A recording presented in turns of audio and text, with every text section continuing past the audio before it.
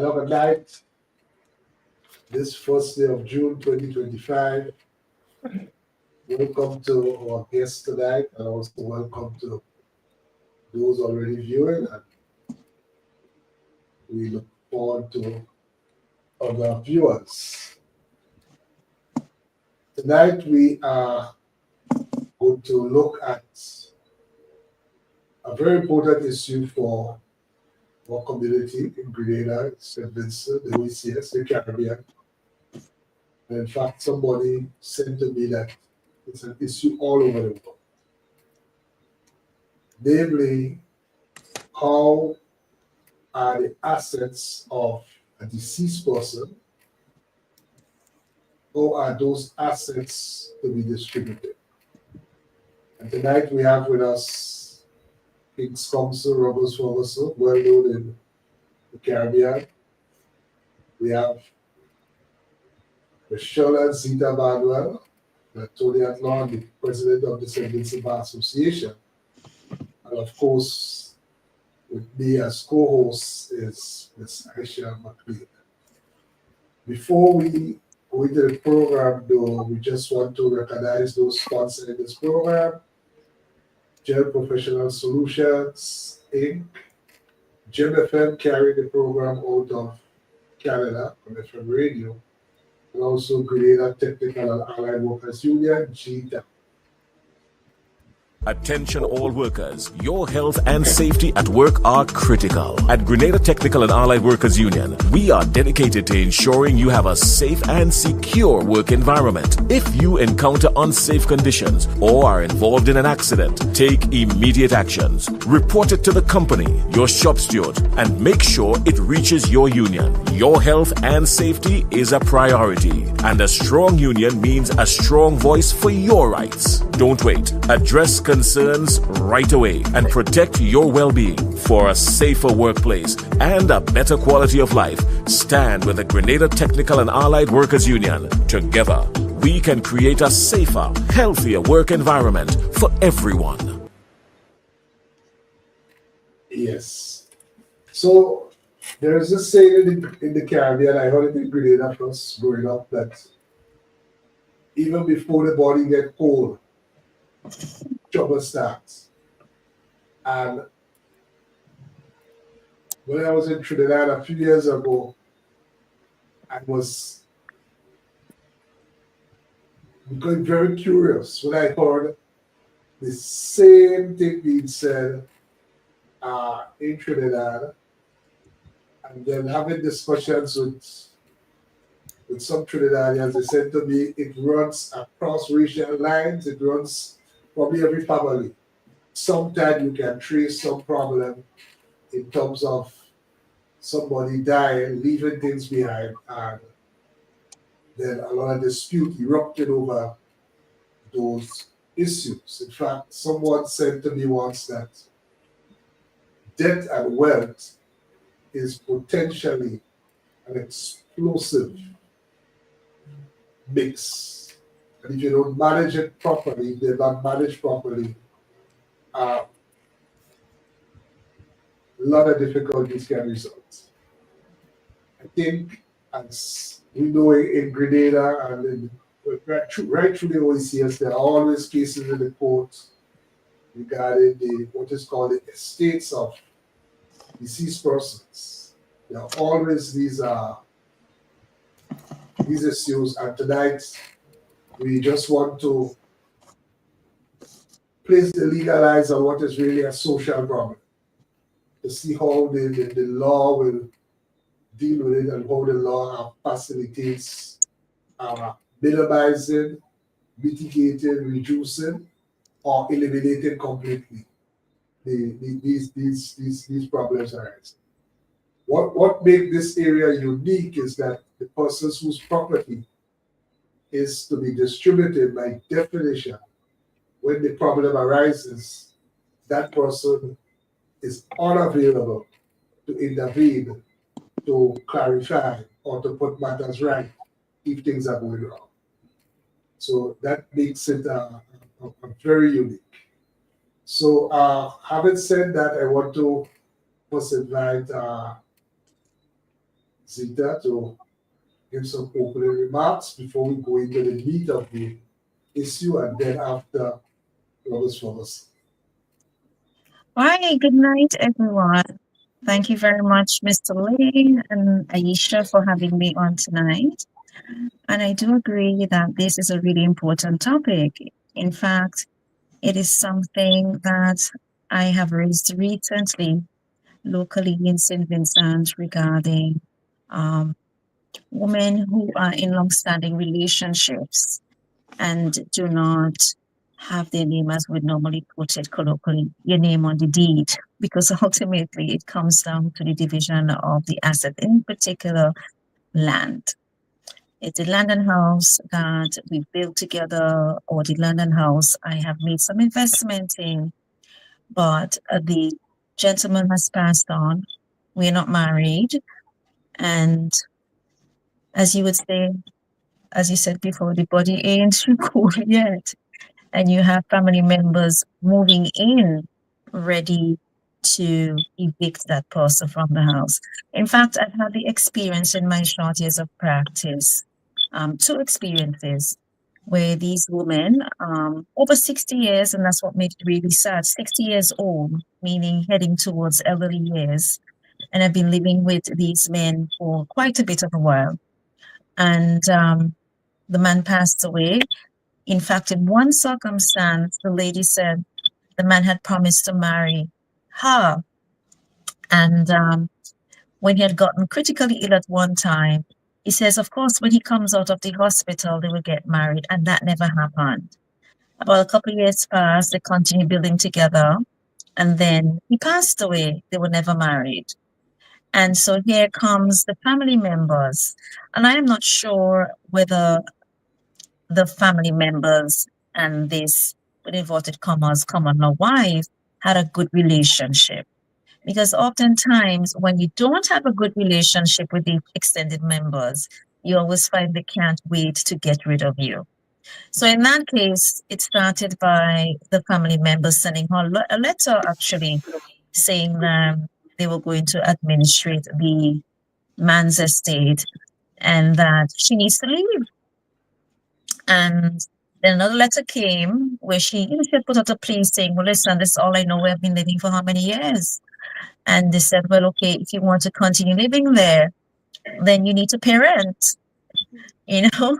So it's really a situation in St. Vincent and the Grenadines. Our legislation, our laws really do not make any provisions. They're not safeguards really for a woman who's unmarried and where the man makes no provisions for her and her name is not imprinted on any deed or any other things that the man may own, any assets that she's left on her own. So I think it's something we really need to address because culturally, so many of us, especially professional women these days, prefer not to walk down the aisle, as we may put it, and to live with our partners for a very long time and build life together without getting married. So we need to make sure we put some laws in place to, in case of St. Vincent and the Grenadines, put some laws in place for the protection of such women.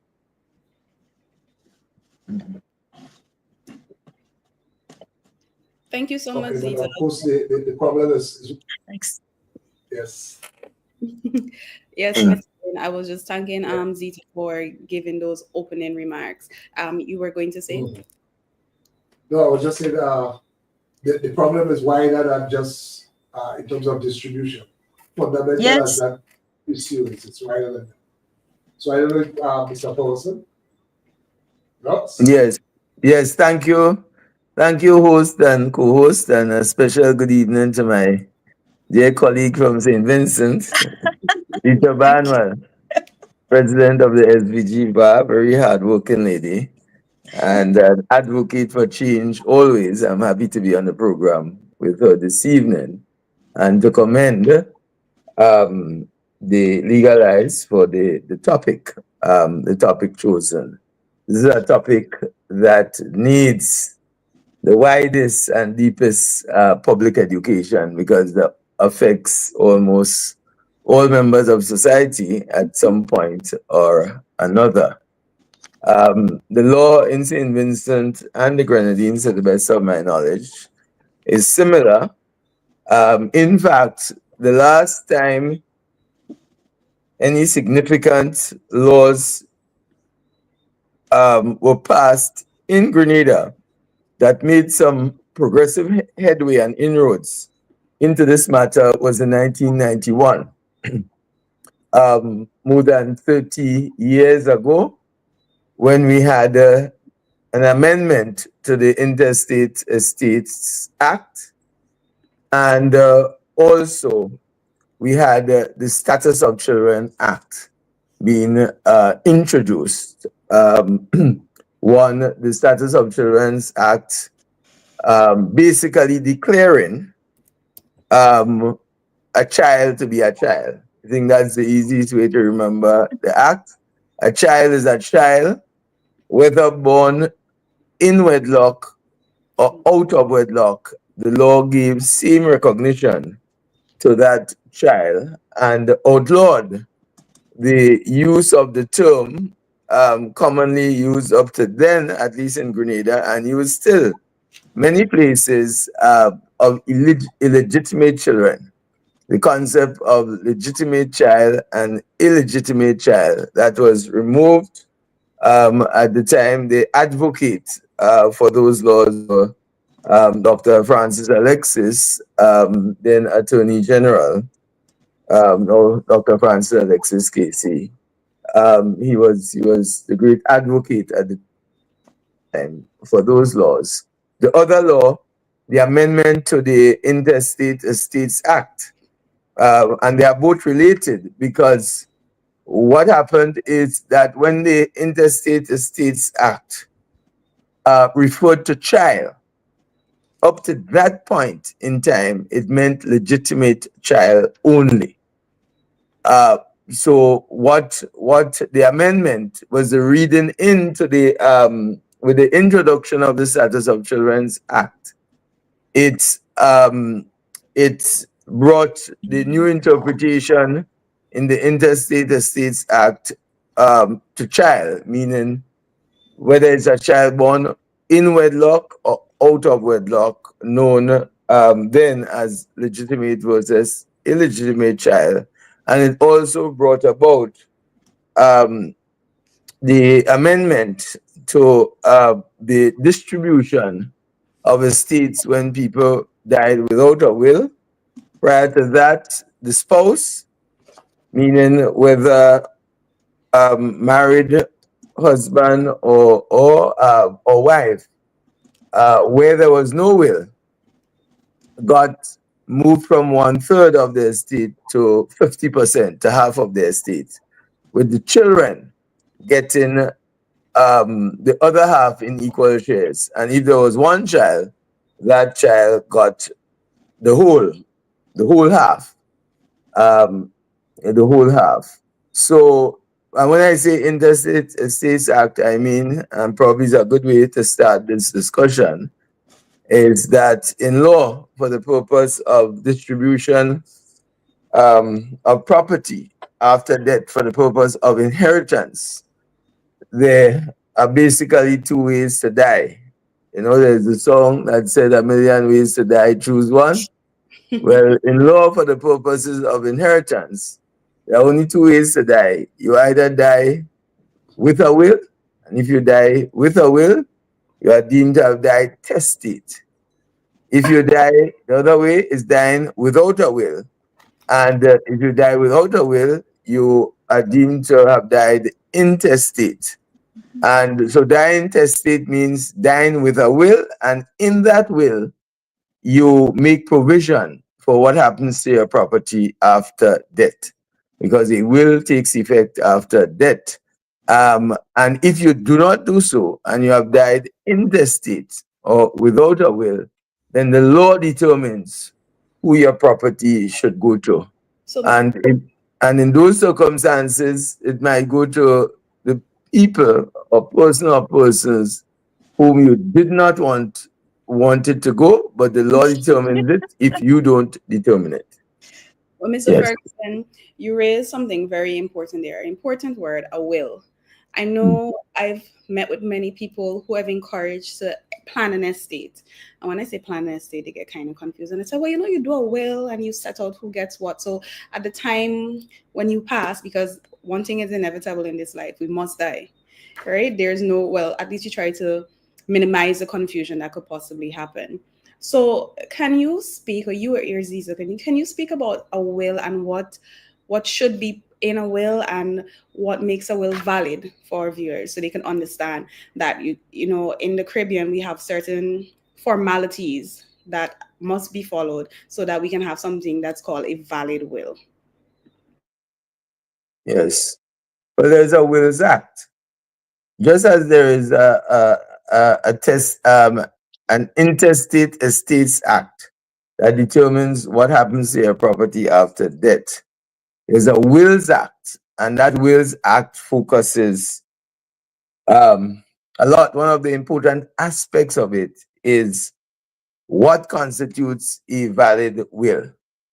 Now, no one with a will you speak. You can speak from the grave because it takes effect after death. A will only takes effect upon death, not before, but upon death. And for the will to be valid, it must be done in accordance with the Wills Act, the strict provisions of the Wills Act. And those include that the will must be signed by the testator, and probably for those, we can't take too many things for granted. I think probably just to simply define what a will is a will is a document that contains your wishes with respect to your property, especially. That's one of the important aspects of it. People may put all kinds of different things in wills, but it says, that document says what should happen, your wishes as to what should happen to your property when you die. And that's for the purpose of inheritance. So you'll see, for example, I have an acre of land and 4 children. Let's say I leave my acre of land at X place to my 4 children in equal shares. I leave my motor vehicle to X. I leave my monies in the bank account to Y, as the case may be. So it's you speaking what you wish to happen to your property after you die.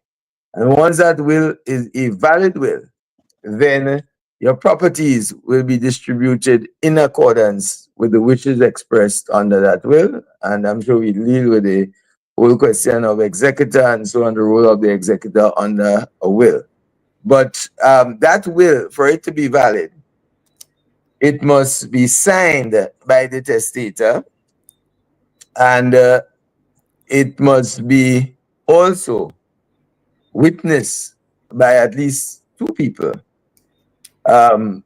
who must be present at the same time and sign in the presence of each other and in the presence of the testator. And of course, because the need for a second person, it's because the document is you can't speak from death. One wants to ensure that when that will was done, you did not do it under undue pressure. That the person who, the single person who was there, was pressuring you, whether under brute force or psychological force to do what you did. And that's why, too, if you are a witness to a will, you cannot be a beneficiary under that will. You cannot benefit under that will. And it's something, a simple fact that many people don't know. And as a result, they have witnessed wills and lost the benefit of the gift under the will, because the law provides that you cannot be a witness, and for those very same reasons, because the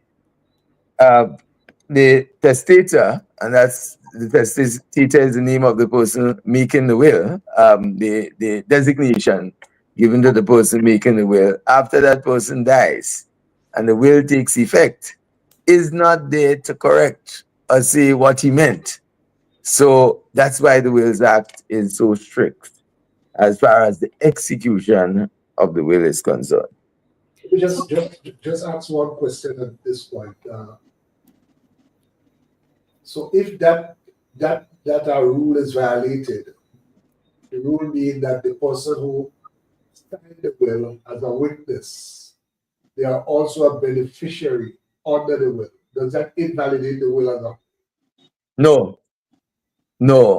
It invalidates the gift, not the will itself. And I think that's a very important distinction. For example, you can be an executor under a will, and just to probably make the point at this point in time that the executor is the person who is appointed by the testator, and the testator is the person making the will, testator if male, testatrix if female, and that executor, the responsibility of the executor basically is to manage the estate or assets of the deceased, the testator who is now deceased, because remember, the will only takes effect upon death, and the testator manages the assets of the deceased, pays off funeral expenses and any debts, and then distributes the estate in accordance with the wishes of the testator or testatrix. So when you hear the word executor, the concept executor, it usually signifies that someone has made a will, because executor is associated with will. Then the other concept is administrator, and administrator is associated with intestacy, though you can have, where a will is concerned, you have the concept, and probably if we have time, we'll touch on it, but letters of administration, what you call with will annex, because the executor may have died without completing the distribution of the estate, and somebody has to continue that role as the legal personal representative of the deceased. And therefore, some new person, not appointed under the will, but subsequently appointed to perform that task, will apply for letters of administration with the will annex. But generally, executor, will, administrator, intestacy. What I would like to add briefly is that to let the listeners know as well that a person can change their will. I think, yes. So, I can make a will today and I can say, Ruggles Ferguson Council is my dear friend and I'm going to leave him 3 acres of land in St. Vincent. It's my best friend today. And 2 days, 3 weeks down the road, I decide I've fallen out with Ruggles Ferguson, and that will happen. That will happen. Remember me, and that will happen. And make sure you don't fall out. That's why it's called your last will and testament. So you can't change that. It would be the last one. So once I change that will, in 2 weeks or 2 months, the first one is no longer valid. The last one that I made is the last will that's valid. I also want to say too that a residuary clause is always a good thing to have in a will. In the event after the person's passing, that the person, they come into some property or something they know about that they had owned, to something to that extent. So and it's not a residuary clause is what then? That's that clause at the bottom. What we usually put at the bottom of the will that says how I wish to have anything that I may come into after my death, how it ought to be distributed. And Ruggles mentioned before about as of administration, because if you don't account for it in that will, then whatever that property or asset that comes into the estate after you've passed and you haven't made any provision for it, it then goes to the letter of administration process that we'll Okay, talk about. Yeah, I just want to link what we speak of with what happens in the society and the experience of people. Because the point you make about being able to change your will is so critical because you always hear that somebody maybe they live long, loved ones never come around according to them, or this son never come around, or this daughter. But as they grow older, people say they don't come around because they want their name to be in the will. So basically, you are saying that listen, even though there was a will before, you can change it, Mm-hmm. benefit somebody else. Definitely. Right. And so, but many times, and here's a problem, the person, in cases where people live very long and they live to close to 100, in those last days, they are your most vulnerable period. Mm-hmm. Is there any way, I don't know if you want to go into that now, of protecting persons in those circumstances who will become old, ill, vulnerable from these last minute changes of will or this last minute making of a will? In terms of prior to the person's death? Of course, prior to the Well, let me put it this way, in terms of the person's property, I'm not sure. I mean, maybe lean on Ruggles in terms of this, but I know if the person does not have their true mental capacity, and one of the things as well, ought to have mentioned when we're doing the will, I know Ruggs mentioned that in terms of the execution of the will and people not to suffer from undue influence. But one of the things that we have to ensure, even when those persons that aged, and you're asking a lawyer to assist with crafting a will, is that you have to ensure that the person has the mental capacity and the person understands what's in the will before that's done.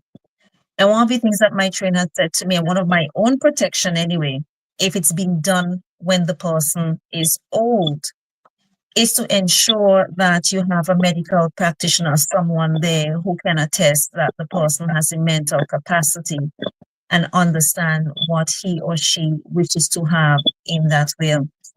There's a protection for someone, a lawyer like myself, because I have seen recently where it is that people suffering from certain illnesses, and as you say, last minute, a will is done, person dies within a couple of days. And I think that is something that one may hold in suspicion, hold suspect.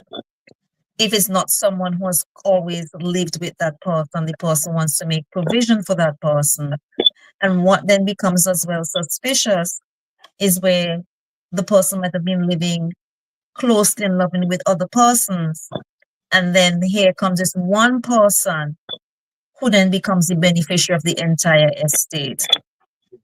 So I'm not sure if Rux can answer, because I'm not too sure in terms of before the person passes, if the person's that age, what protection other than ensuring other family members might be able to look out for that person rather than have other persons who may just move in or a stranger to try to make the person change that will. Yes.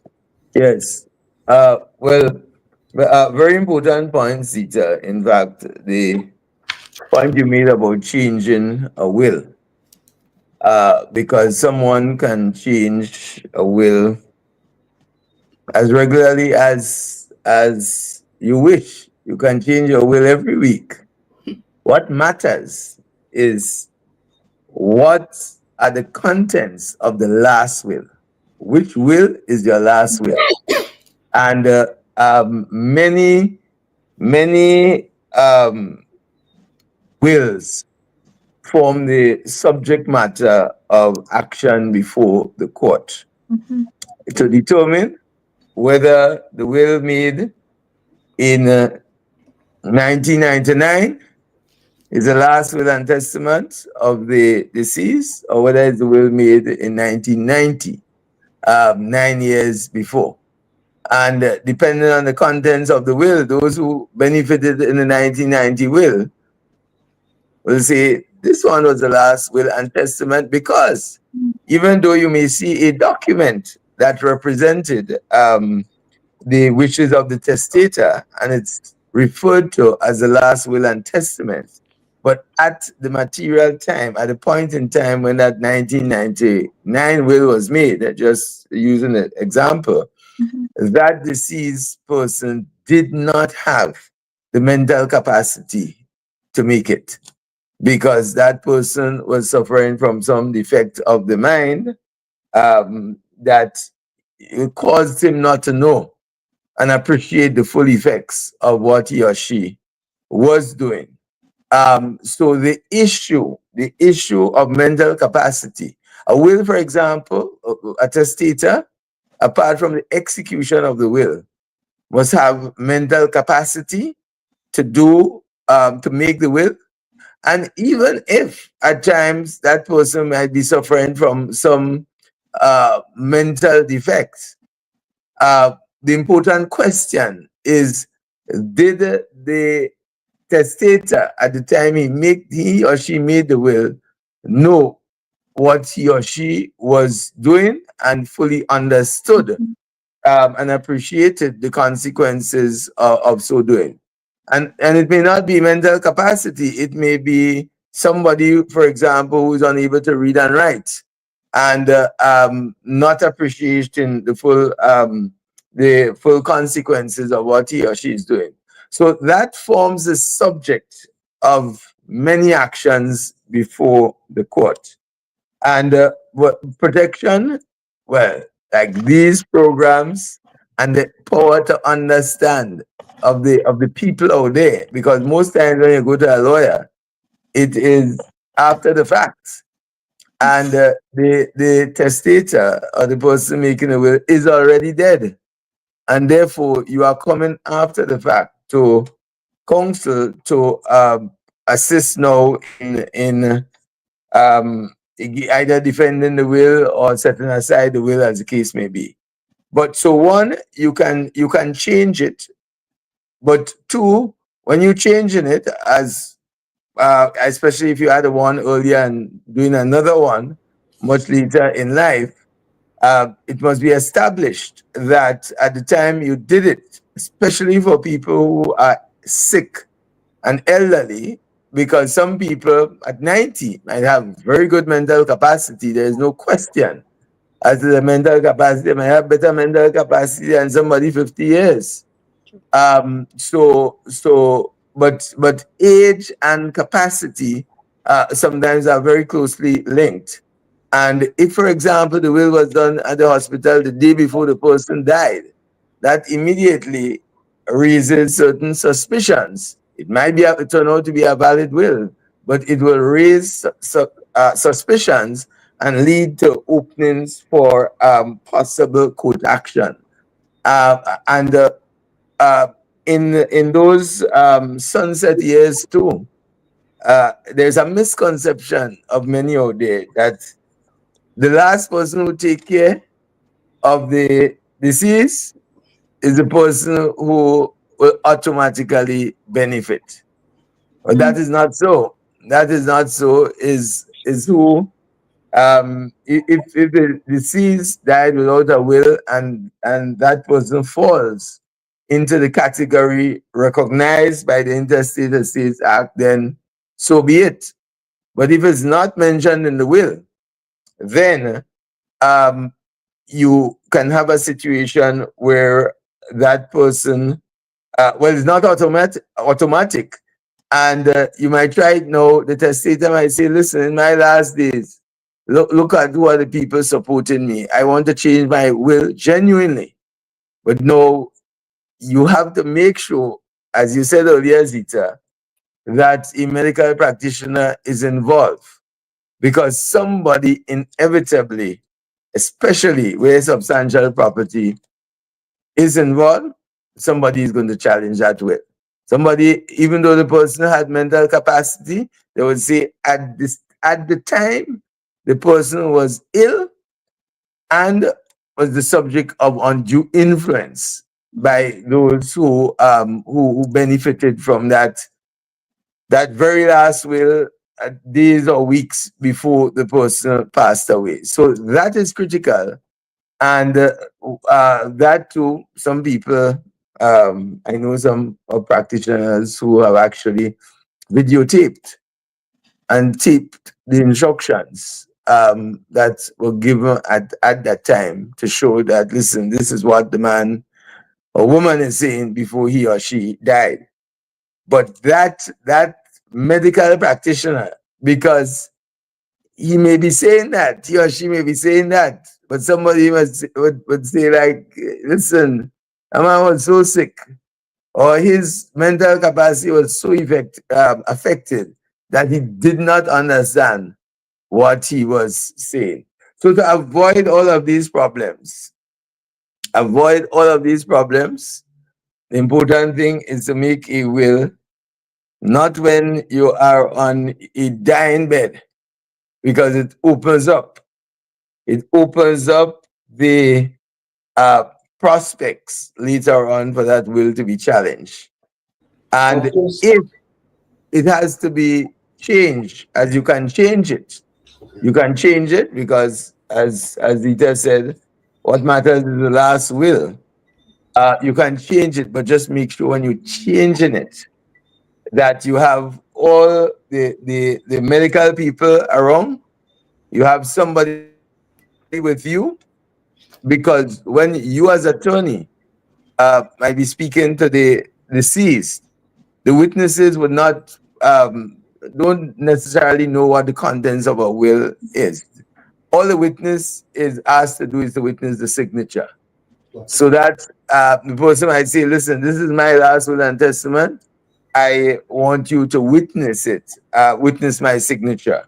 So even the witnesses may not know the contents, but when you are discussing the contents, it is good to have somebody else there.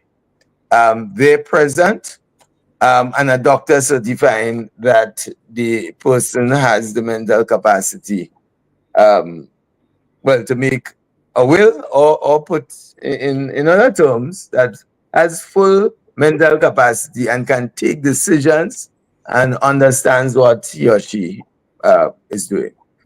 Let me But just yes, let me just ask this, because I think that they have issued some people's minds.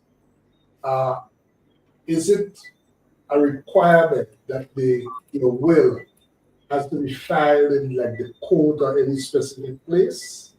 I actually was going to raise that. So in St. Okay. Vincent the Grenadines, you do not have to register a will. It's not mandatory. In fact, it was just recently I realized that there is / was a wills register at the High Court, but it's not mandatory. You can if you wish, but you do not have to register it. It's not mandatory at all for it to be valid.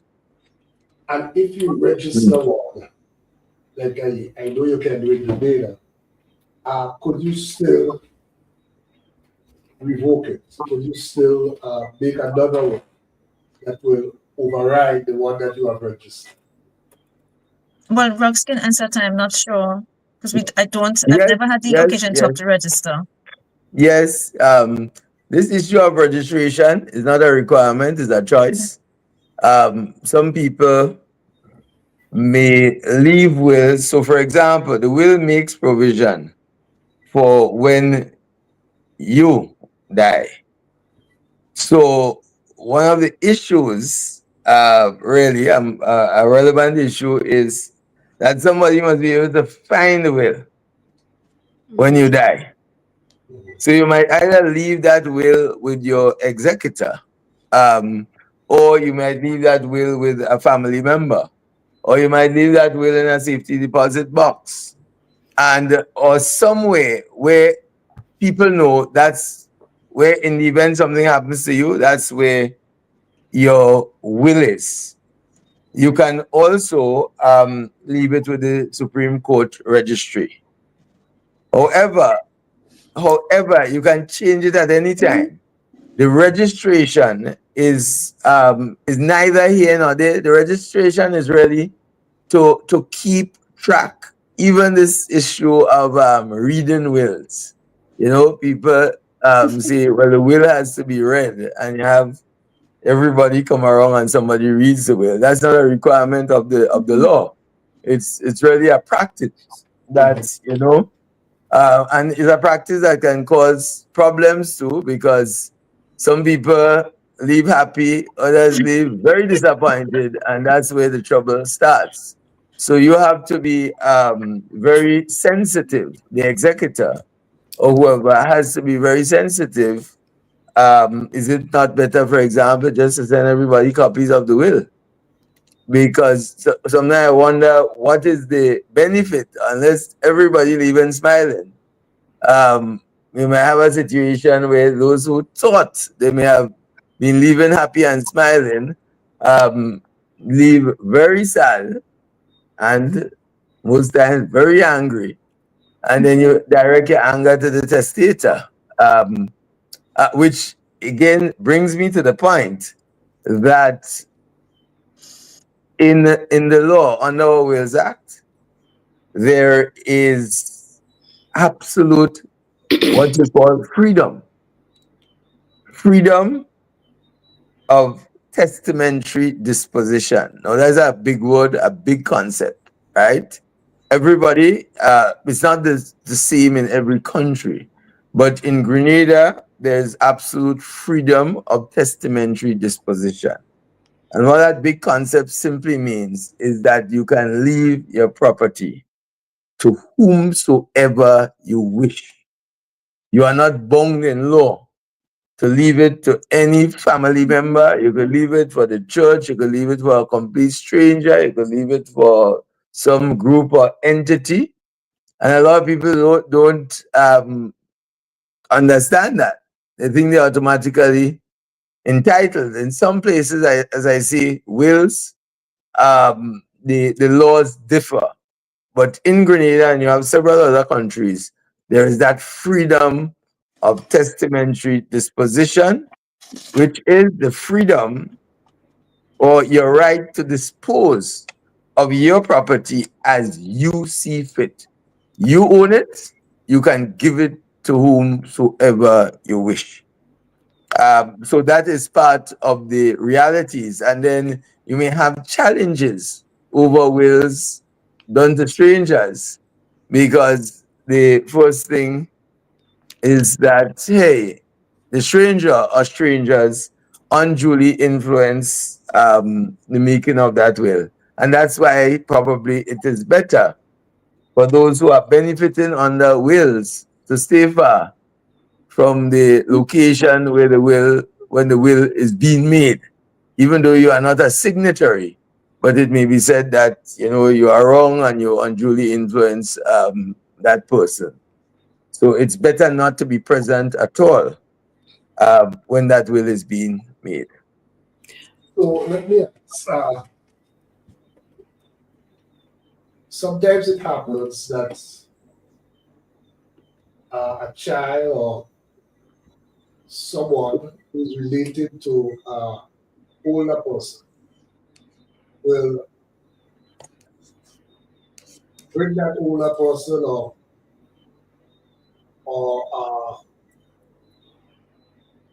communicate to somebody that, listen, this older person wants to make a will. Because the older person may genuinely have said, listen, I want to make a will, get a lawyer for me, or bring me by a lawyer, or as the case may be. What should one treat with that? In terms of, so for instance, is a question that someone comes into my office It's a younger person, and the person says, you know, my granny or my neighbor, whomever, would like to make a will. Certainly, there's a very similar situation with who says, my grandfather, my grandmother wants to give me land. And so in both cases, it's either if the person cannot come into the office, such a very elderly person, then the attorney has a duty to visit that person, because the client is not the person who walks into the office. The client then becomes the person who desires the service, which is to have the will done. So in visiting that older person, it's a matter of finding out then when you go there, as Roxa said before, in talking to that person, where that person seems to have a full understanding of what he or she wants to do. And you can they can give instructions, and you can receive instructions from them. So I wouldn't, as a matter of practice, just simply draft something up based on what the person visits my office and says to me, my grandmother wants to leave me this, my grandfather wants to leave me that. Certainly, you have to have a conversation with the person who owns the property and how he or she wishes to distribute or give away that property. And in confidence, right? Yes. Yeah. In other words, you are the person. In terms of the person who brought the message is not my client. Let me put it that way. Okay. It's the person who wishes to have it done, as in the person who owns the property becomes the client. That is who my client is, who I speak to. Yeah, okay.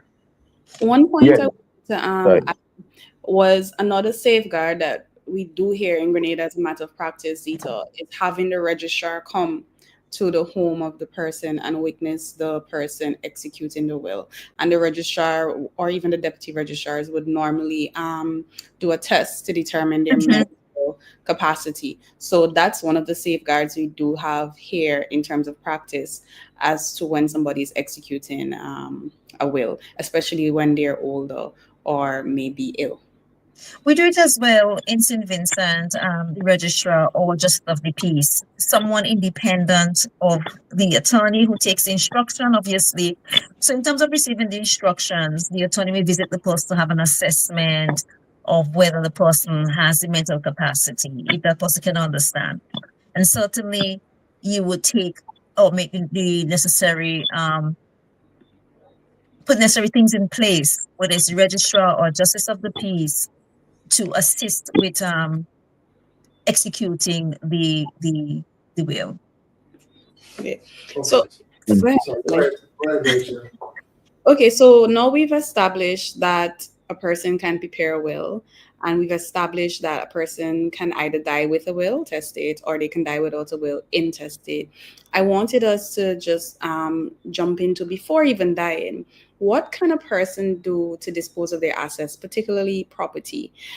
Is there a way that, say I have a son, which I don't have, but I have a piece of land and I would like to give this piece of land to my son. What can I do to give this land to my son before even passing away? Oh, well, certainly you can do. Just before jumping to that, just before jumping to that, Zita, just on the last point, which I think is a very important issue, practical issue to a child or somebody bringing in a testator to make a will, and how do you treat with it? I think it's important, and for the child to understand too, or whoever brings that person, that what they are doing, they may come and they may be part of some discussions, but it's important that the attorney engage that person who intends to make the will alone. Alone is important because, as you said, the instructions are really coming from that person.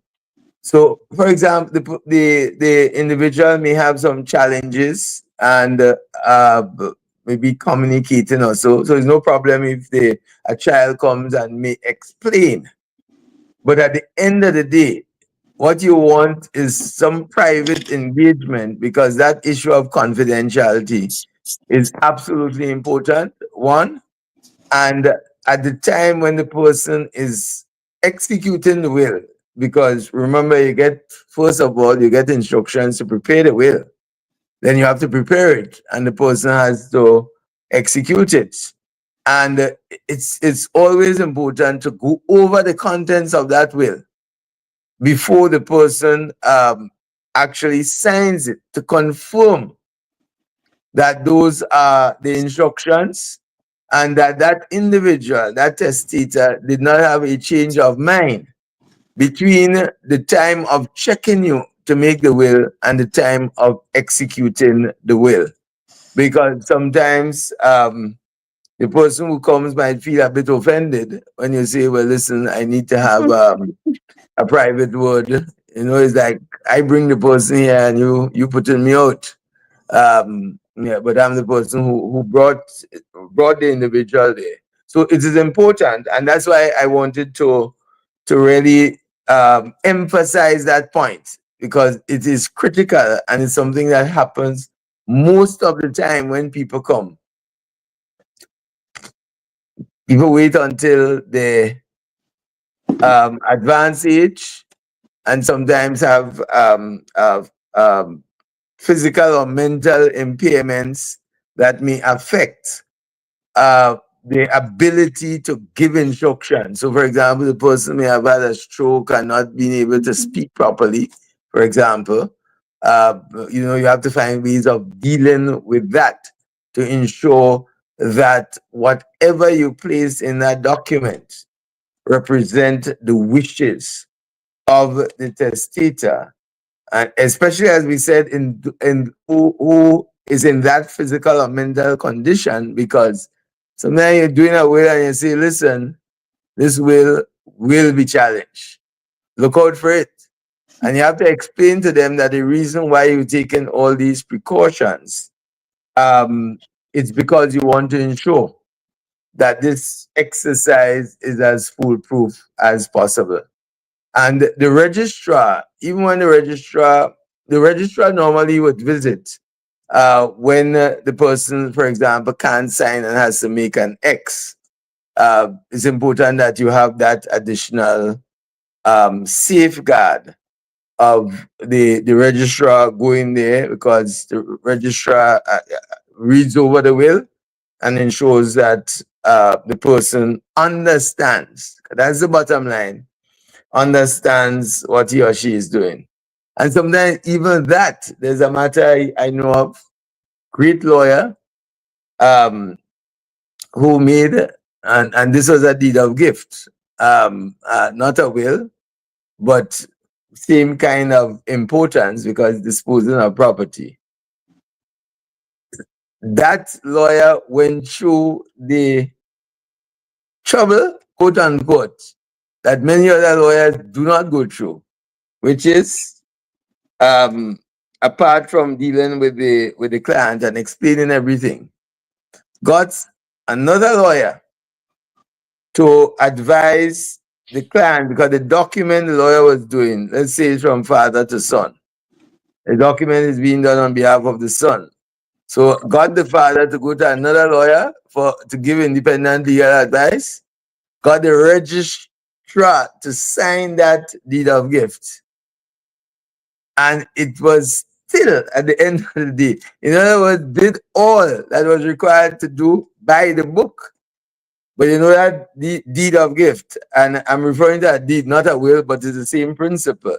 It was still set aside on the basis that the court found that the person didn't have the mental capacity to do it. Right? So I only give that example to emphasize the importance here of making the exercise as foolproof as possible. So sorry, Zita, for that one. There's actually a question in the chat that I just want to refer to. This person is asking, who oversees that the person is in the right head? I guess, who determines that the person has the mental capacity? I would say a doctor So, as Mr. Ferguson had mentioned before, I think it all depends on what the person is suffering from, because I believe as an attorney, you are not a medical doctor, that's the first thing. But obviously, by the time you get there and you have a conversation with the testator, you have a sense of what something is not right here. Maybe the person's speech is slurred, maybe the person looks a bit ill, and you want to safeguard that. So that can be a medical doctor, or if you wish, one may say a psychiatrist to make sure, because a psychiatrist is one who may say whether the person has a mental capacity. So you can safeguard yourself with either a medical doctor and a psychiatrist, somebody who deals with specifically with the mind. But I also want to say something, as Mr. Ferguson was saying, one of the reasons that we wait until we are close to death's door, so to speak, to execute a will is because I know a lot of us come from this culture where it is that if you have that conversation with your loved ones, your mother, your father, your granny, they always think that, I've heard it before, what, you want to see me dead already? We are talking about will and will for? I kill you for killing me? And every time you raise that, try to have that conversation, it is one as if he or she wants something from me. And the idea of discussing a will sounds like death. I am only doing it because I'm going to die. And so people run away from doing it. Maybe it's a taboo. And the education must continue that we need to encourage and put a shift in that culture, because we avoid these same pitfalls, where it is that we wait until, we're about to die to try to say what it is that we want to do. And sometimes perhaps it is that people may become confused. Maybe someone who has put in effort and interest in the parent 10 years ago is forgotten because one came at 2 years and a few months before the person dies, and the person feels so grateful to that person, or perhaps that person made them think, where is Zita now? Where is Ruggles now? I am the only person here with you. And that person feels, the testator feels, I'm going to leave it all to her, because just before I died, she was the person, or he was the person with me. So, yes, I see a question here. If the testator is rendered mentally unfit to make a will, and that's what sociologists love them with, what is the alternative course of action? If the person is mentally unfit? If the person is rendered mentally, this when the person mentally unfit, is there alternative course of action? No, well, if the person must have the mental capacity. Yeah. The person does not have the mental capacity, the person just can't make the will. And inevitably, what will happen there is the person will die intestate. And the importance of these programs, because these are all important questions. And I've had all kinds of different experiences, and other attorneys, no doubt, even after the person dies, somebody calls and asks the question, can we change the will? We want to change the will. But the person who made the will is already dead. That person who wants to change the will is not satisfied with the provisions made under the will, and therefore wants to change it. But is the testator's will? He must have mental capacity. Yes, because people and asking in a not in a genuine sense. I'm not speaking there about even people want to be crooked, as they say, and do this.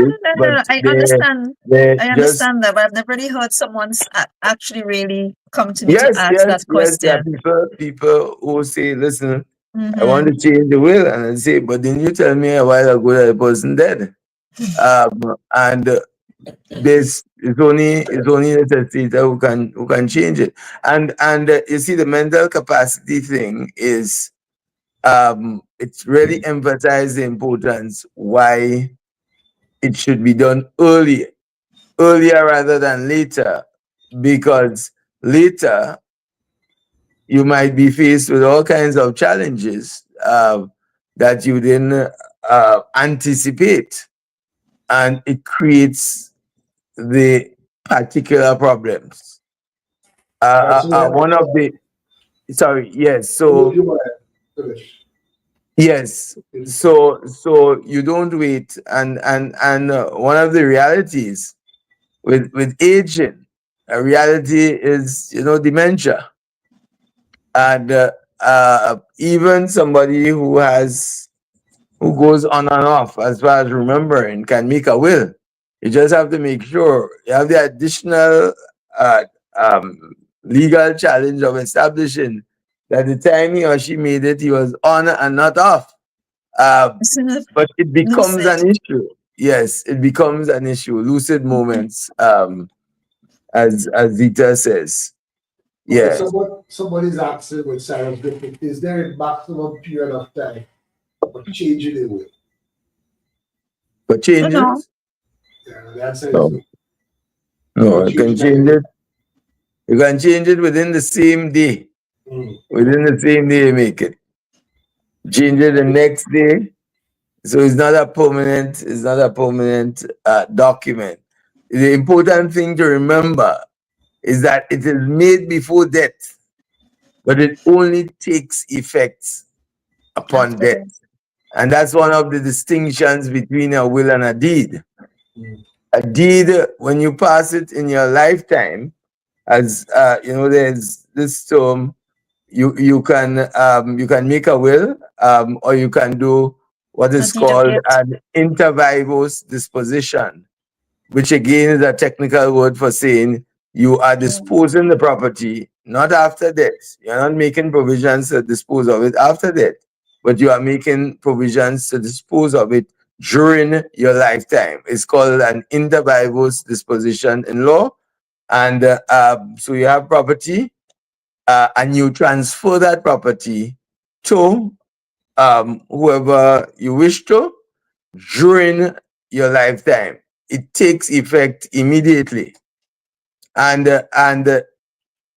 the other question, because this topic is so broad, there could be dozens of subtopics under wills and intestacy and so, because there are different connections.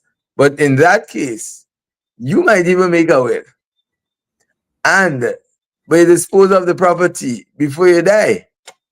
Okay. So when you die, the property is already disposed of, and the gift has lapsed, as they say. Yeah. There's no longer any gift because it's disposed of. Okay, so I want us to come back to what Aisha has raised. Yes. But before we do that, I just want us to recognize who sponsored this program once again: Gem Professional Solutions Inc., Gem FM, broadcasting this program on FM radio out of Canada, and also Grenada Technical and Allied Workers Union, GTAL.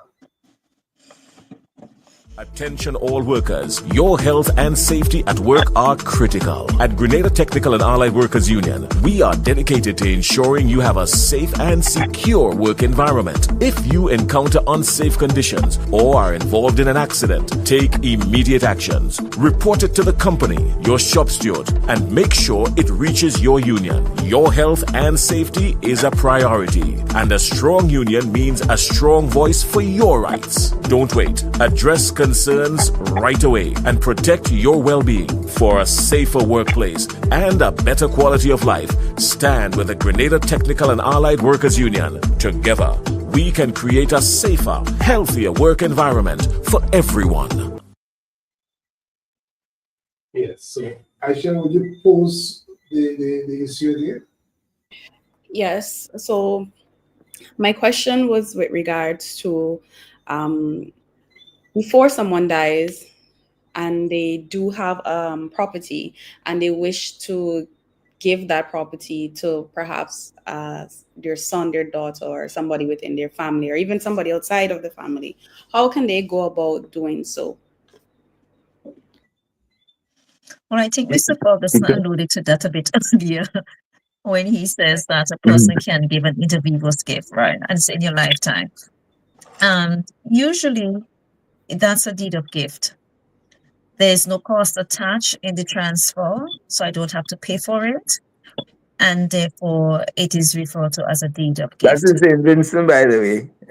What is it referred to in St. Grenada? Vincent. No. I said no cost associated. Oh, because you could. Because I think there is a minimum of give value. I believe is $150,000. Oh, But in excess of that, you have to pay property transfer tax. So I said in St. Vincent, it might be my apologies. different. Yeah. The government in So Grenada is St. collecting people Vincent taxes. is ahead. The government of St. Vincent seems to be ahead on this one, Zita. Well, Let me put this way. although I'll tell you. Tell me if I'm correct, but there is a limit to who you can make a deal. That's right. That's right. Okay. Right. So you can have, it was just extended recently. Prior to, I forget when the amendment was made, brothers and sisters were not included. But now you have children, of course, grandchildren, brothers and sisters, and there's a time period I can't recall now. Even if you're divorced, there's a time period within which you can transfer between the former spouse. It might be just, obviously it's just after a divorce, but there's a time period within which you can do it, and there's no transfer tax attached to it. Yeah, But so for example, somebody cannot make a deal of gift to their niece or their nephew. no, you can, you can, but you still have to pay the 10% as if you were selling it. So it's really not a gift. Right. So you may not pay for the land, but you have to pay the taxes. Property transfer. That's right. But let me ask, are there any advantages and disadvantages choosing that way, either gift in the divorce while you're living, as against doing it in a will? I would say, I'm supposed to leave this for Mr. King's Counsel Ferguson, but I tell you what, if I personally were doing it and I knew exactly who I want to give my property to, and I've settled on my mind, I will do it in my lifetime. Simply because it's cheaper for the beneficiary. So, for instance, there's a serious cost attached to administration, and that cost is left with the family members who may not be able to afford it. So, for instance, if I'm giving my property now to my son, to my sister, a close family member that falls within the exempt for the stamp duty, all they pay is the attorney fees and the registration fees, right? Now, if I were dying intestate, that will make a lot of sense, because obviously if I'm leaving a will, I can leave my property to anyone, right? So if for instance, remember I said a while ago, if it was like to niece or nephew or anyone outside the exemption list, grandparents, children, right, then certainly you have to pay that 10% of the value of the property. So the more expensive the property, the more you pay. Now, if I were leaving this to a close family member who falls within the exemption, or just remember, if we were going to intestacy, then it's covered by mostly at the top layer of the hierarchy, immediate members who would not be liable for that 10%. But when if I did not do that before my passing, then I could let you know, depending on the value of that property, at least if it's more than 50,000, one document that we file in the court already is $1,000. That's the filing fees that you have to pay. You have to advertise in the newspaper. Sometimes the fees can be close to $2,000, depending on the number of documents that must be filed in support of the application. And then, of course, you have to then pay for the deed of assent, and then you have to pay the attorney and in St. Vincent's based on the value of the property. So honestly, you're really transferring a cost to your family members that can be avoided if you were to do a simple deed of gift. And a lot of times people would come to you and say, I just cannot afford to do the administration of the property. What's about the long-term control? You give the person the gift and then they fall out later. Well, I'll put it this way. If I always say to people, if that's one of the fears that they do have, I give my son the land now or whatever the case, especially the property that is the family home. And I always advise and say, well, you can always put where you have a lifetime interest in this property. And then the property would go absolutely to the person after that in the deed of gift.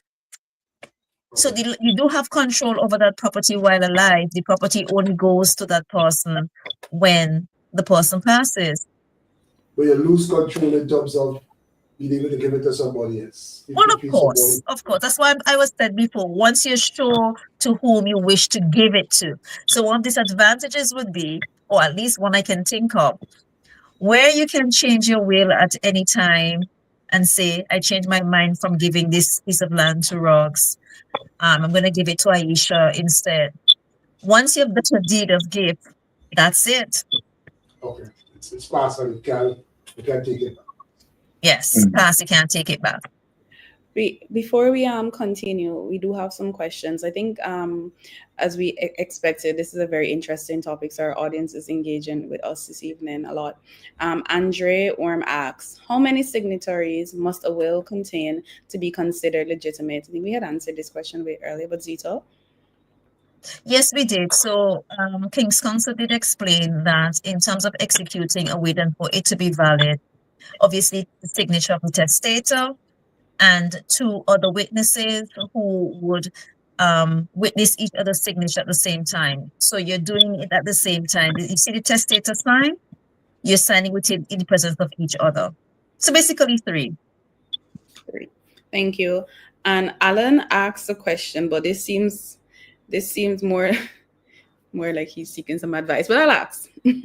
What happens when a will, which is dated about 10 months before the testator's death, is filed with the court 5 months after the death and is not brought to the attention of the other beneficiaries, and it is a handwritten will, which is written by one of the witnesses, and that witness is a convicted felon who was incarcerated for falsification of documents, fraud, etc., and that witness shares a residence with the lone beneficiary in the will, who has been away from the testator for over 3 decades. This scenario to me sounds like a fact pattern that you would put in an exam for a law. Or you put a quote on. Or you put a what? Or you put a quote. She said that exactly. Exam fact pattern, or I just add you put a quote if you face and you challenge it and you put a quote. Yes. Exactly. What that calls for is for someone to take it to court for the court to make that decision. Yeah.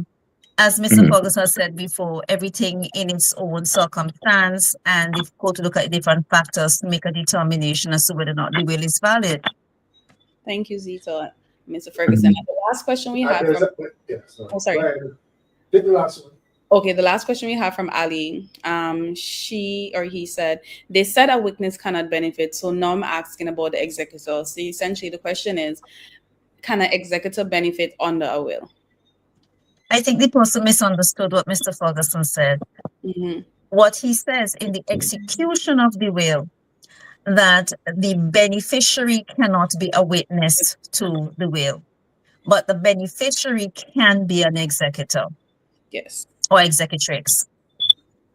So those are all the questions that we have. Yeah. An executor and a beneficiary, an executor has a distinct role to play. An executor ultimately becomes the legal personal representative of the deceased person, somebody who can stand in the shoes of the deceased person after that person has passed away, the will again takes effect on death. And well, at this stage, it might be just as a short time to go into it, but essentially, real property that's like land and buildings, that is passed by deed under our laws. So what's involved really when you purchase property is really it's all about the transfer of title. That is why the purchaser has to ensure that the vendor or the person selling has valid legal title. And what happens is that the owner or the vendor signs a deed transferring legal title from A to B, himself to the purchaser, or if he's given a gift to the person who is receiving the deed of gift. When that deceased is no longer around, has passed on, and but has property, and that property now is either left on a will for ABC, or ABC are these three individuals are entitled under an intestacy. It means now that the legal title must move from the dead person to the beneficiaries, either under the will or those entitled under laws, and the executor is or administrator, if that person has died intestate, is the critical bridge there. Like the property, the legal title vests from the deceased to the executor, who in turn must pass it on. And that's why when somebody dies, the process of administration is critical. The beneficiaries can't pass the legal title. The beneficiaries can only pass the interest. So let us use as an example, A dies or X dies, leaves A, B, and C as the beneficiaries of his 1 acre of land in equal shares. To pass so each one has a 1/3 interest, which they can pass, but without an executor or an administrator, the legal title cannot pass. And therefore, A might be the executor or B might be the executor. And let's say A, B, and C as the three beneficiaries, but A is also the executor. A must sign that deed in his capacity as executor, passing the legal title, and as beneficiary, passing his 1/3 interest. So A signs twice under different capacities. And that's why sometimes these processes take very long. And everybody gets blamed, the lawyer gets blamed because this thing taking so long. But the administration process must be completed in order for the dead person's title to effectively pass through the executor or the administrator. Yes. Okay, So, sorry. yeah. I just wanted to say, so in a sense, we have dealt with all things dealt with, how things happen when you make a will. Everything is in accordance with the will. I just want us to spend some time when you don't make a will. Exactly what happens. I think your introduction, Zita, was basically a situation where the person don't make a will. But I said it Right. was much more than that. So what happens when you don't make a will? Of course, there's the So- government will, as we say, in the Intestate and States Act. What exactly happens? It's Right. Grenada. So King's Counsel already alluded to much of it before when he talks about is either you die testate or you die intestate. And intestate means that you have not left away, made no provisions for the distribution of your your assets. And the laws of St. Vincent, at least for St. Vincent and Grenadines, says it tells you there's a hierarchy, so to speak. And if you leave a spouse, your estate or your property goes to your spouse. If you leave a spouse and children, it is shared between your spouse and your children. I think it's slightly different in Grenada based on what King's Council said before. So in St. Vincent, the spouse gets 1/3, 2/3 is shared with the children. If you do not leave any children, spouse gets it. If you do not leave a spouse but children, divided equally amongst the children. And then if you don't leave spouse or children, then it goes to parents. Now, then it goes from parents and it goes down to your family line, so to speak. I would stick at the parents there. I believe that what Mr. Ferguson also mentioned, and it's important to note, based on the Status of Children Act as well in St. Vincent, the children under intestacy as well does not make any type of discrimination or distinction between children born out of wedlock and children who are born within wedlock. Children are children. Right? Now, I do know that situation that I raised earlier, where it is there's no spouse, but there is someone who you've been living with that we refer to as the common law wife and common law wife.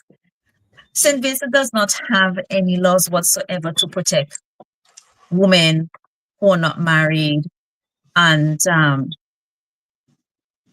don't have their name or legal owners, so to speak, have a legal title to any property, but live with this man.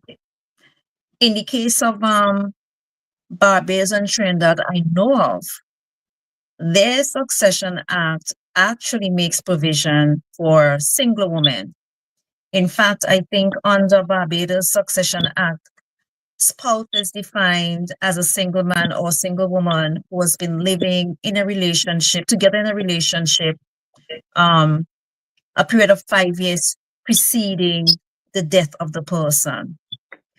And there was this interesting case, I think, went all the way to CCJ 2017. I thought it was really interesting because the issue was or the definition of single and had to do with this married man. So this married man, this is a case of Smith and Selby 2017 CCJ case, where it is that the gentleman was separated from his wife, but he's been living with his girlfriend, so to speak. And remember, I said it's 5 years preceding the death of the person.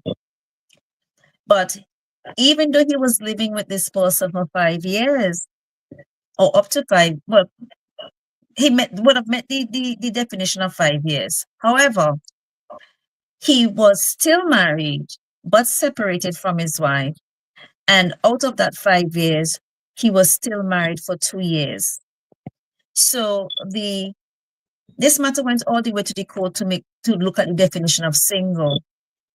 And the High Court, the court at first instance, ruled in favor of the woman, which meant that she satisfied the definition of single, which is 5 years, up to 5 years living together, spouse. And when the matter was appealed and taken to the Court of Appeal reversed it and looked at, obviously, at the ordinary literal meaning of what the act meant in 5 years. Given that the man was married, those 2 years were not counted at the Court of Appeal. So by definition of the law and application, 3 years is what the woman was living with the man for, not 5.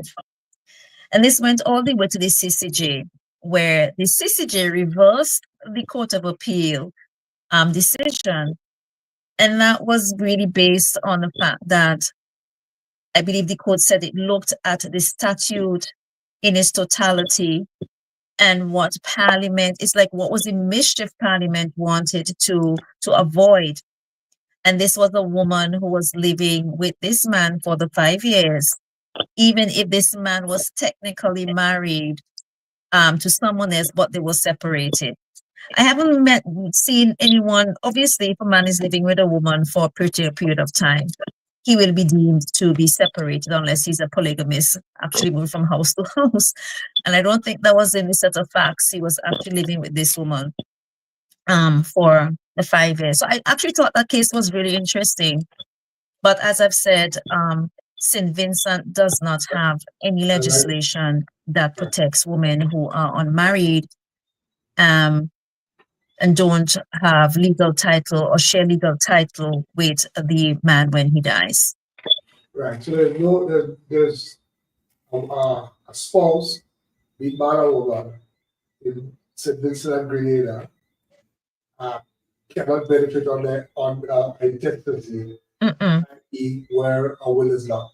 Is there any other way that in a case of the spouse, the deceased spouse, where the deceased common law husband or wife decided not to make a will so as to protect the other party, is there any way that the person can be protected? I don't want us to go off the topic too much, but I just want to. Ruggles? Yeah. Yes, well, that way is making the provision during the lifetime of the individual. You either make it during your lifetime, or you make it after death. You make a will. So provisions can be made there, and it's important because you have examples and real examples of people separated but not divorced, and in fact living apart and having a different family. For all intents and purposes, they are finished, but not legally divorced. And out of the blue now, that party dies, party B dies, and the spouse returns and say, listen, I'm the spouse, yeah, I'm in charge. And the common law, it depends on the legislation from country to country. For example, in Barbados and Trinidad, they have provisions that a common law partnership or relationship for a 5-year period is recognized as a spousal relationship for the purpose of the law. Grenada has no such provision, so that ultimately can lead to serious prejudice for the common law partner, because the one who has the legal clout is the one who carries the designation wife. And the one who carries designation wife is the one where there was no divorce to pronounce the marriage as dissolved. So for all intents and purposes, the marriage was dissolved. But if parties, for example, have acquired properties during the common law relationships, during the common law relationship, then that should be reflected in a deed. And so once there is a deed, then that does not go to your estate when you die. Because everybody has an estate. Sometimes people, when they hear the word estate, the concept is a whole set of land that forms an estate. But an estate is whatever you own at the point when you die. You may own furniture in your house, equipment, you may own land, you may own vehicles, you may own shares in a company, you may have monies in your bank. All of that constitute your estate.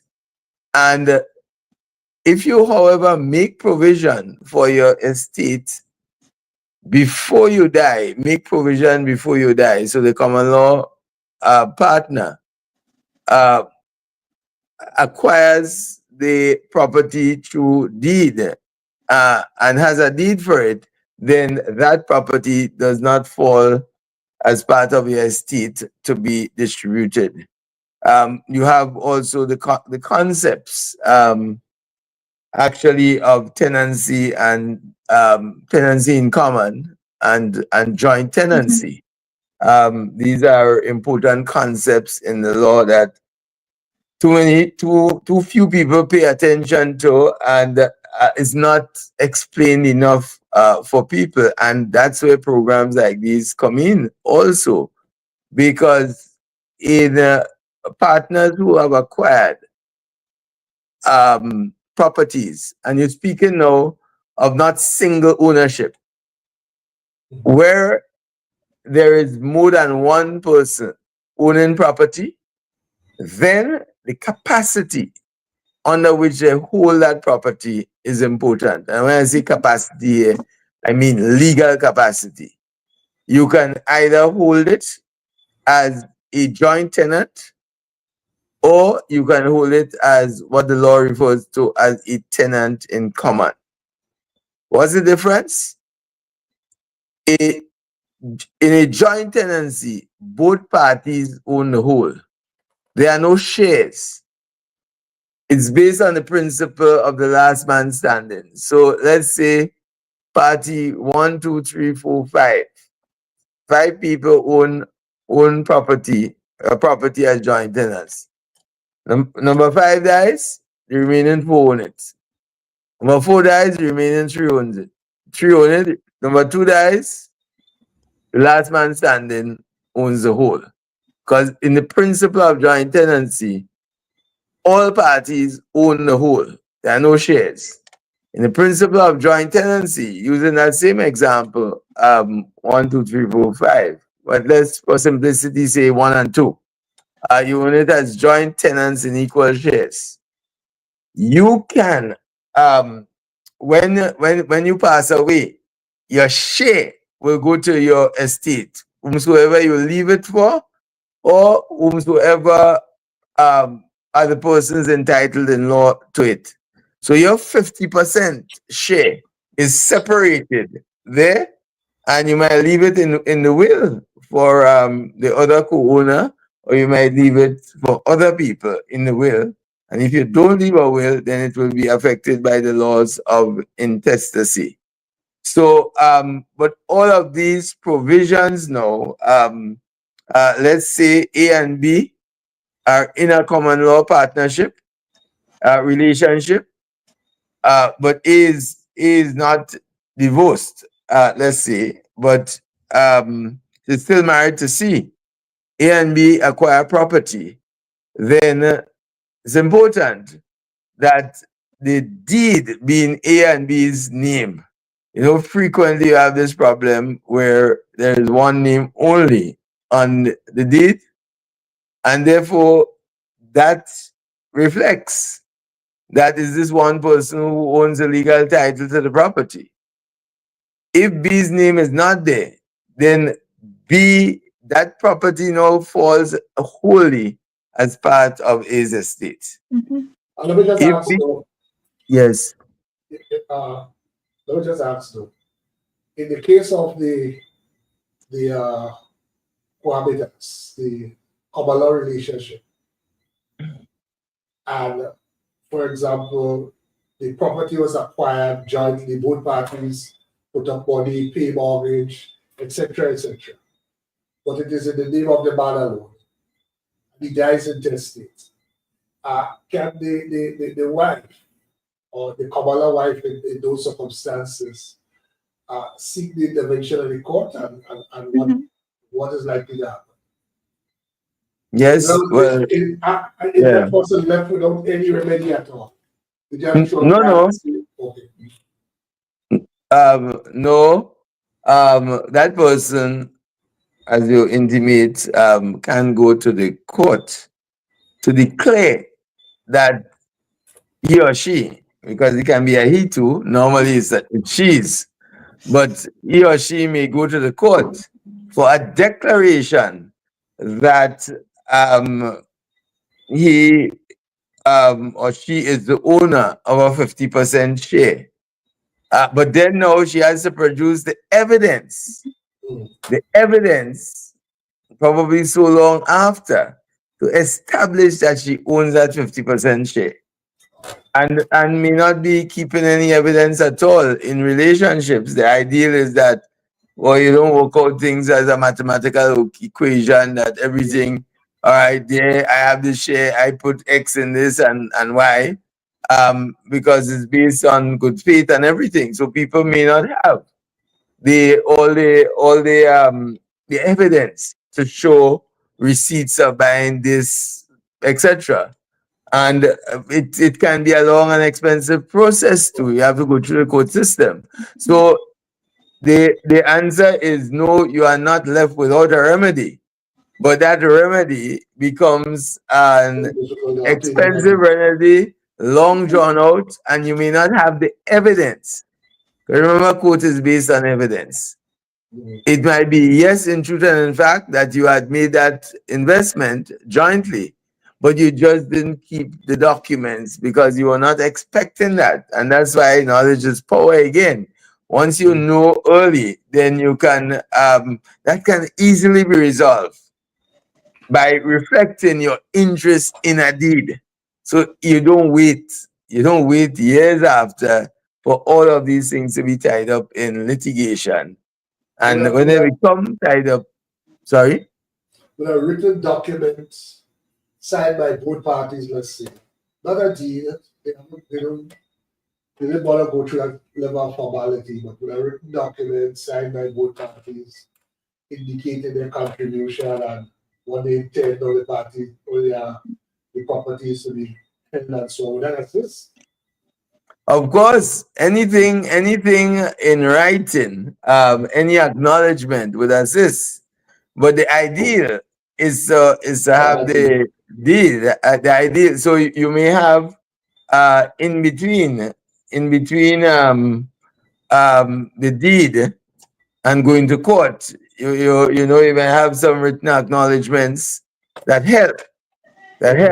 But it doesn't solve the problem in the way a deed solves it, or that you make specific provisions in your will, right, to give the interest to the common law partner.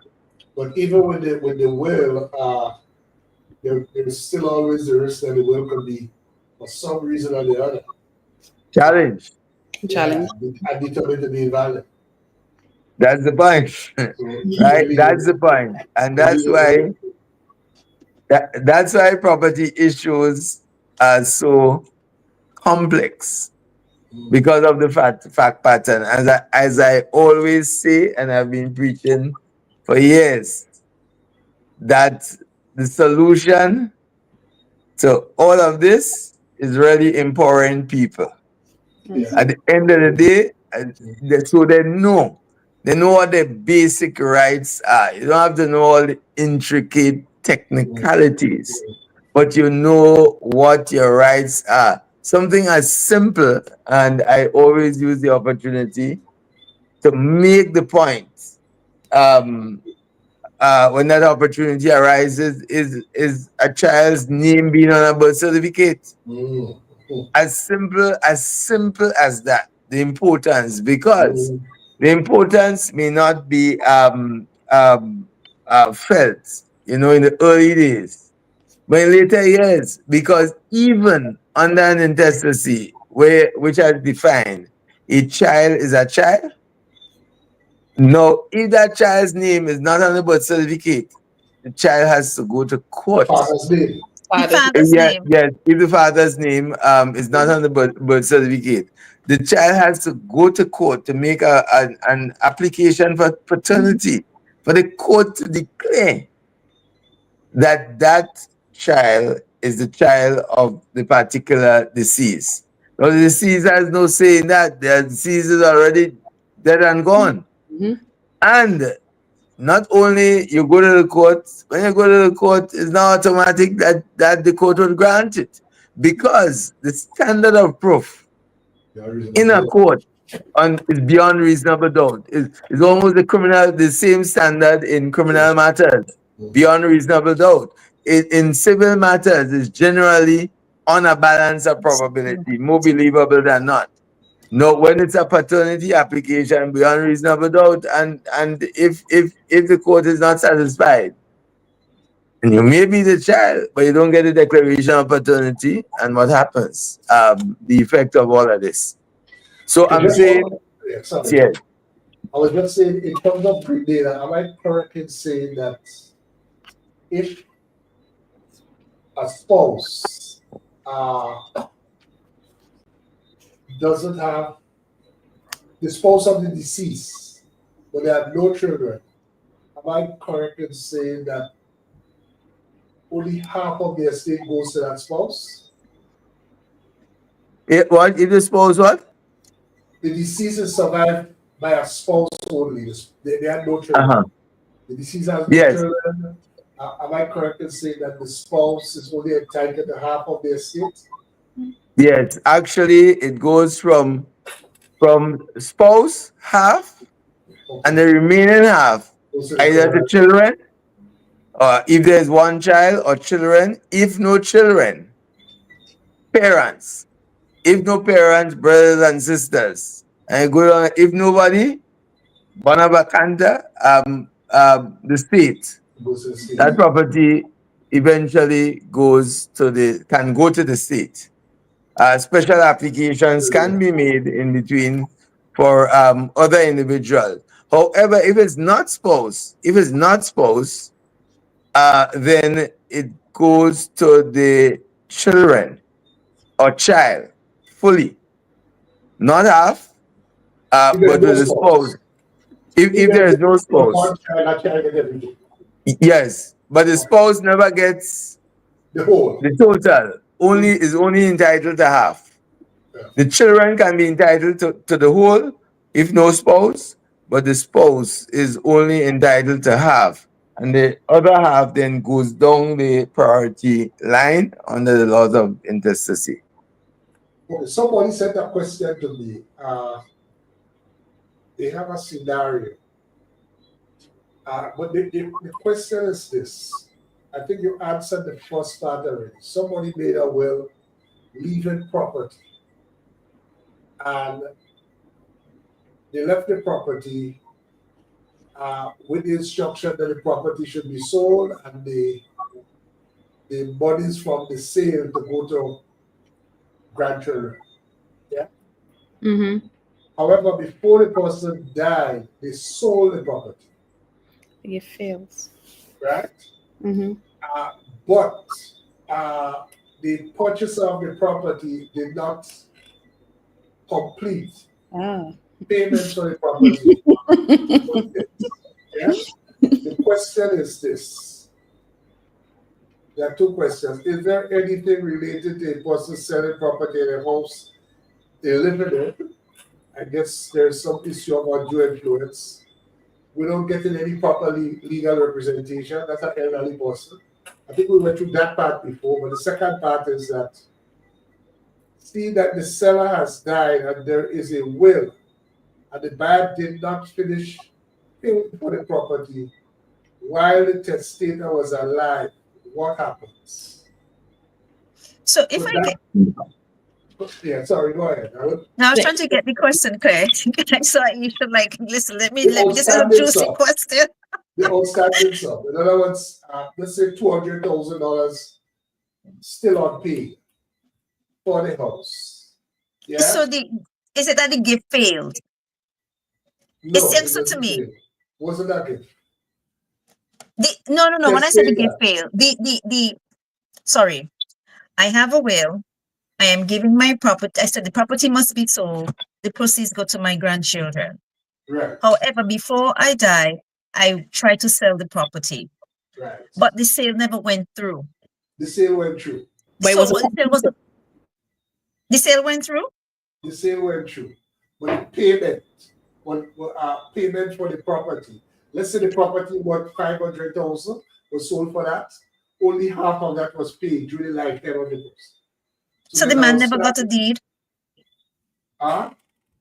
Did he get a deed? That part is not being clear. Well, that's important. Mm-hmm. I think what is important is to know whether or not there was a transfer. No. So let me put it this way. if the person, for whatever reason, had transferred the property by, people do that sometimes, yeah? Right. Might have gone ahead and transferred the property by signing to it, and let's just say that property was registered. It was Right. transferred.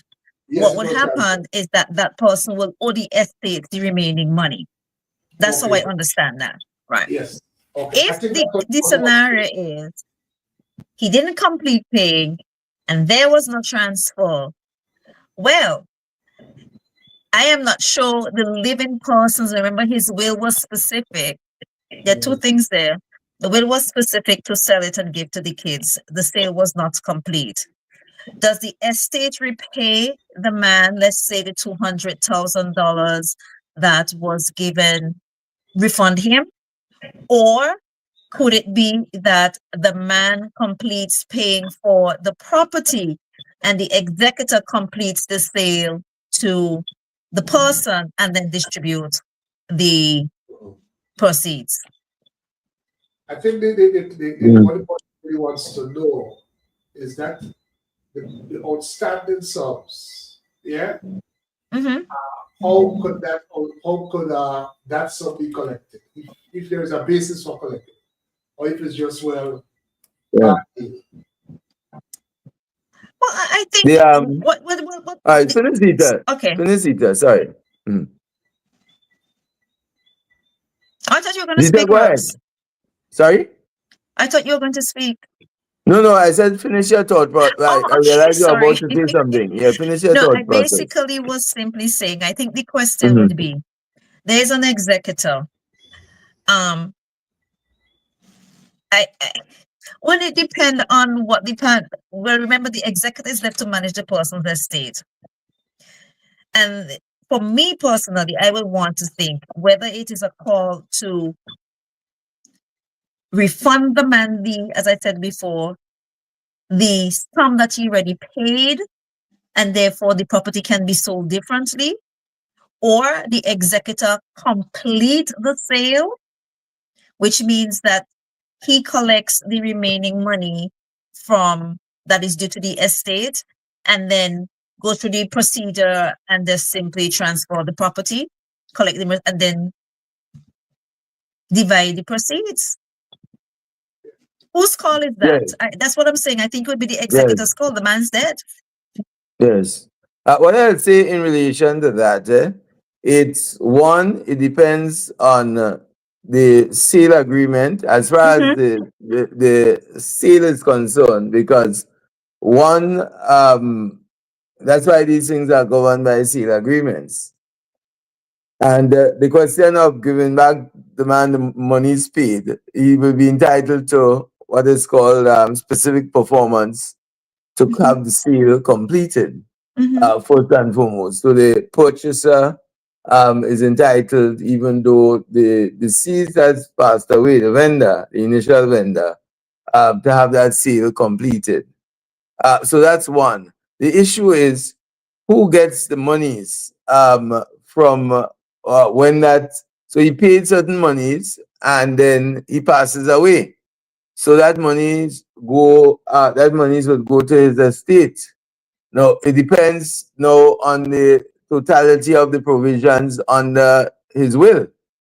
Then the interpretation of his will based on the provisions, because remember the instructions he left was to sell the property after I die and to give A, B, and C the proceeds of that sale.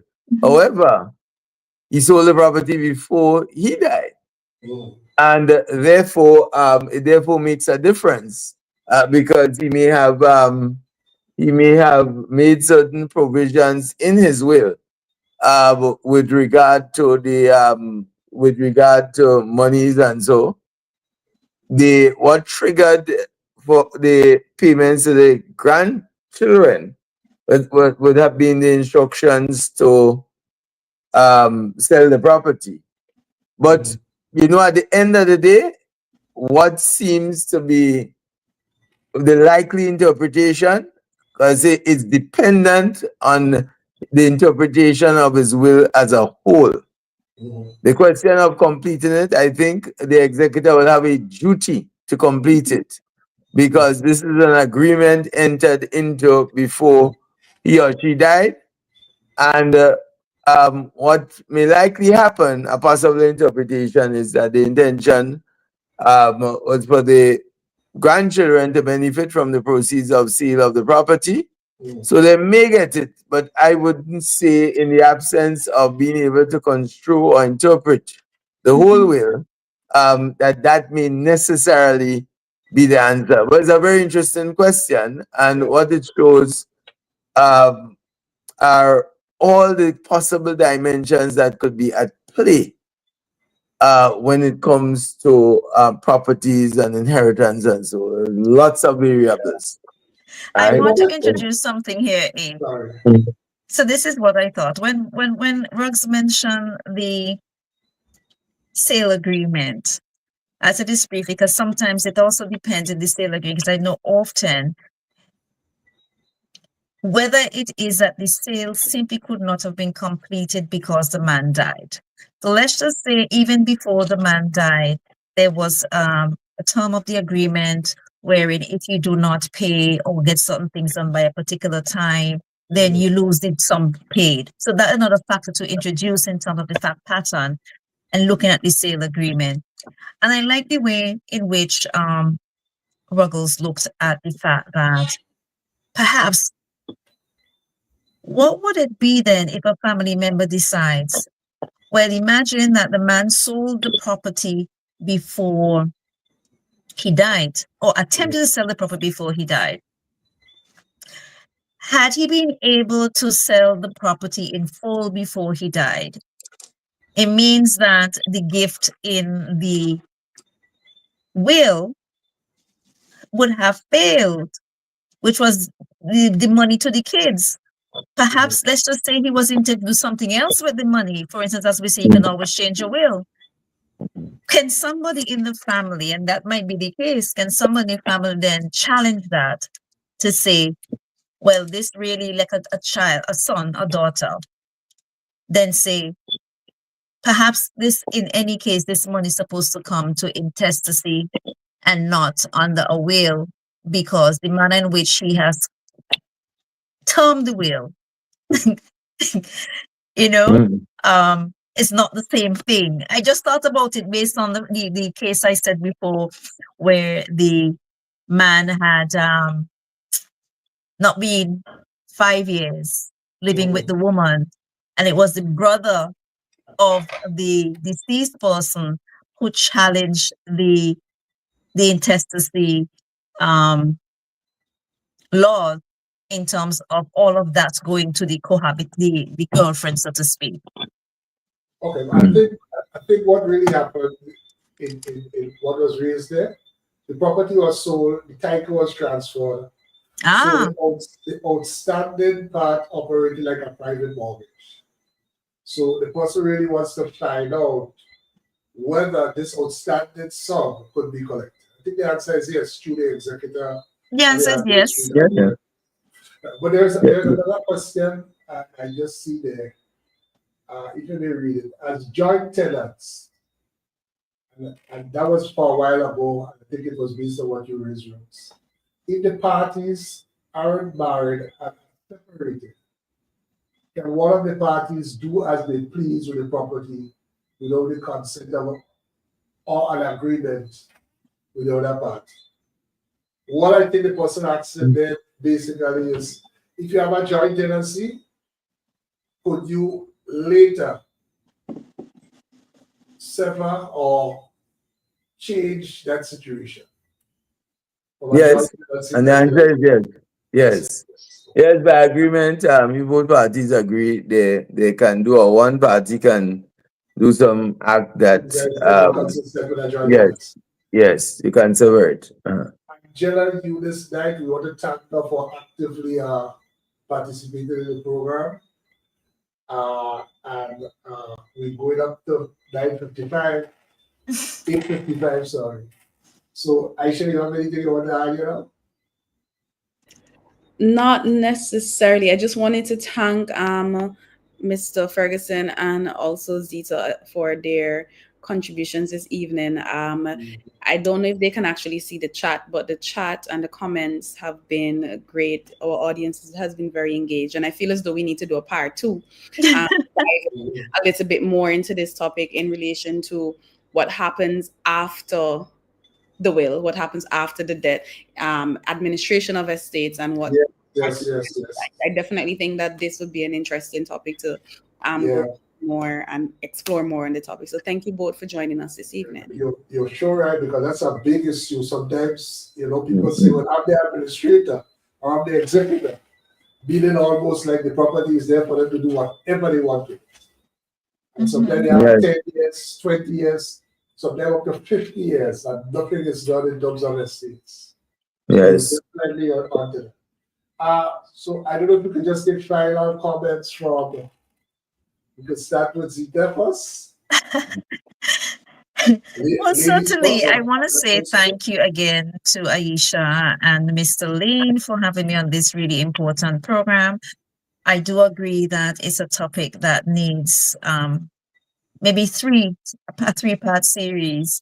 So you talk about the testator, you talk about intestacy, and you talk about the actual procedure in terms of what needs to be done for the administration process. A lot of people, I think Mr. Ferguson alluded to it, it does, depending on the circumstances, it can be a very lengthy process. Sometimes people don't have the original copy of the deed or their aliases, and you have to file an affidavit in respect of, affidavit of alias. So it is an important conversation, and I'm happy to be part of it. And thank you very much for the education process to not just in Vincent, Grenada, but to the wider Caribbean and those who are listening abroad. Yes, well, thanks again to the host and co-host and my colleague Zita. This, no doubt, is a topic that has many dimensions. Probably can be the subject of about 10 to 15 programs.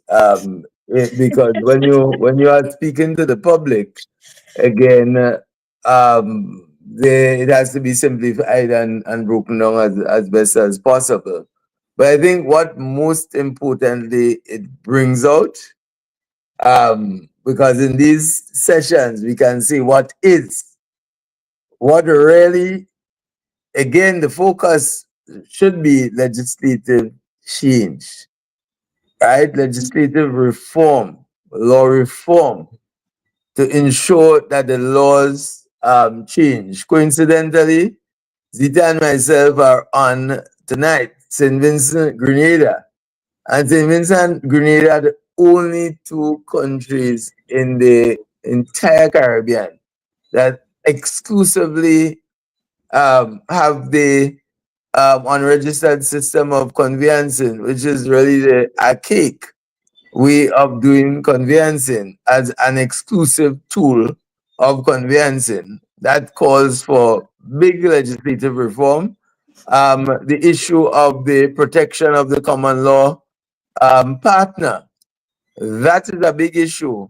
And it, in my view, does not require this extensive legislative reform. First of all, you don't have to reinvent the wheel. Barbados has it, Trinidad has it, and just as you have had a definition of child in the Interstate Estates Act, which says simply a child does not mean legitimate child only. A child does not mean a child born in marriage only. A child means someone who was born whether in or out of marriage. Just so. You change the definition of spouse, right? Spouse does not mean married partner. It means partnership for whatever period of time, 5 years, as the case may be. But the point is you need some kind of focus and the will to undertake these reforms because it's for the common good. It will prevent a lot of litigation. And even though one of the good things about the Eastern Caribbean, Grenada, St. Vincent included, is, the use of mediation, especially to resolve family matters, because there are so many technicalities involved that the man in the street who's not technically trained, would not necessarily understand. But what mediation does, it can save relationships, preserve relationships, and improve relationships. Speaking across the table, it's a way to resolve these matters without the years in court, fighting over properties, appeals, and some of them obviously would have to go through. But we need to employ creative tools to address these problems. And of course, the individual concern, the individuals, through programs like these, who learn stuff during programs like these, should take the appropriate action to ensure, within the context of our current law, he or she or his or her partner is well protected. So thank you once again for having me on the program. Before we end, I'd just like to thank the sponsors once again: Jail Professional Solutions, JMFM carried the program on FM radio out of Canada, and Grenada Technical and Allied Workers Union, GTAP. Attention all workers, your health and safety at work are critical. At Grenada Technical and Allied Workers Union, we are dedicated to ensuring you have a safe and secure work environment. If you encounter unsafe conditions or are involved in an accident, take immediate actions. Report it to the company, your shop steward, and make sure it reaches your union. Your health and safety is a priority, and a strong union means a strong voice for your rights. Don't wait. Address concerns right away and protect your well-being. For a safer workplace and a better quality of life, stand with the Grenada Technical and Allied Workers Union. Together, we can create a safer, healthier work environment for everyone. Okay, Aisha, you want to say anything before we end? No, please. I am good. I'm looking forward to next week when we continue part 3 out of 10. Okay. Brother said 15. Joe will just commented on that. So thank you, everyone. Thank you to all the guests. Thank you to the sponsors once again. And thank you to those viewing outside there, and in particular to those who have actively participated. Thank you so much. See you next week. Okay, thank you. Okay. Good night.